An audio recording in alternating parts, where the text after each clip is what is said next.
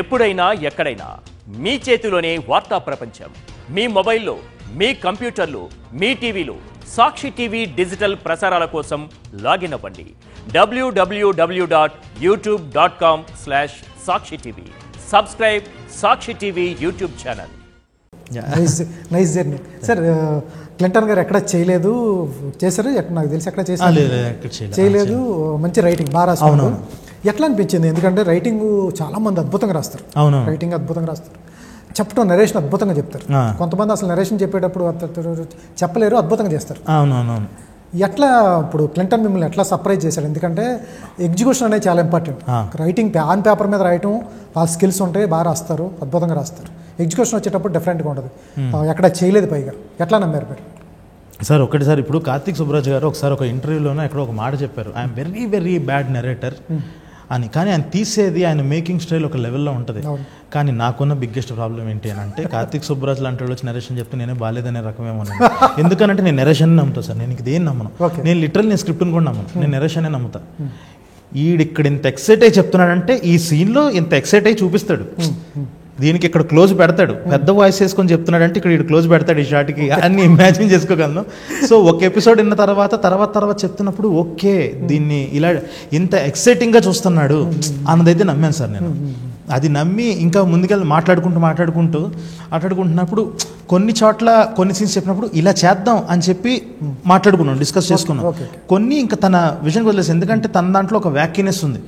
నేను కంప్లీట్ నా style of making ఎట్లా ఉంటుందంటే మొత్తం ఎమోషన్తో సీన్, అంటే పాతకాల పద్ధతి అయినా సరే సీన్ని చూపించడం 1, 2, 3 ఇలాగా ఒకదాని తర్వాత అమరికలాగా ఉంటాయి నా సీన్స్.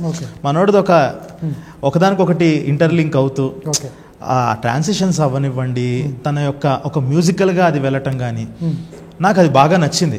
కొంచెం చెప్తాను, ఓకే నీకు ఒక విజన్ ఉంది కదా, దాన్ని అదే కానీ నీ కోసం నేను నీ దారిలోకి వస్తాను, నేను ఇందులో ఏం మ్యాజిక్ చేయగలమో చేద్దాం అంతే. సార్ మీ వెబ్ సిరీస్ చూడలేదు కానీ మీ సీన్ ఒకటి చూసి, ఒక లారీ డ్రైవర్ కొడుకుని తీసుకొచ్చి అద్భుతంగా ఉంది.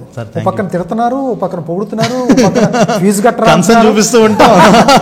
ఆయన మీద కన్సర్న్, ఒరే వెళ్ళేటప్పుడు సాయంత్రం ఫీజు కట్టమని చెప్పటం, ఏమన్నా ఆడిని మా చేతిలో పెట్టండి, వాడి సంగతి మేము చూస్తాం అంటే వేరియేషన్స్.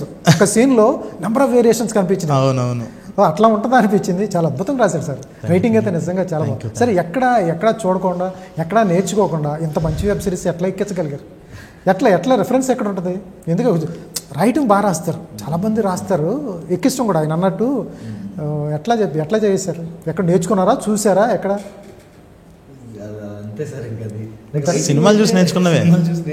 రైటింగ్ అయితే నేను కార్తిక్ తీడా దగ్గర ఒక 4-5 years అంటిల్ తండేల్ సినిమా వరకు కూడా రైటింగ్లో ఉంది.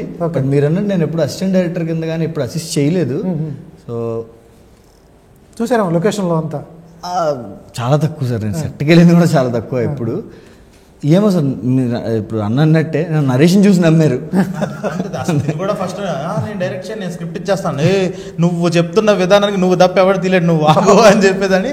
కానీ తర్వాత ఓకే ఇంకా నేను దీనికి డైరెక్టర్ని మనవాడు మెంటల్గా ఫిక్స్ అయిన దగ్గర నుంచి వేరే లెవెల్లో తీసుకెళ్ళాడు. ఇంకా దాన్ని ఇంకా నమ్మిన తర్వాత దాన్ని ఇంకా ముందు తీసుకెళ్తాను. ఇప్పుడు తను విజువలైజ్ చేసుకోవటం మొదలుపెట్టి 3 months ఇంకా దాని గురించి మాట్లాడుకోవటం మొదలు పెట్టామన్నమాట.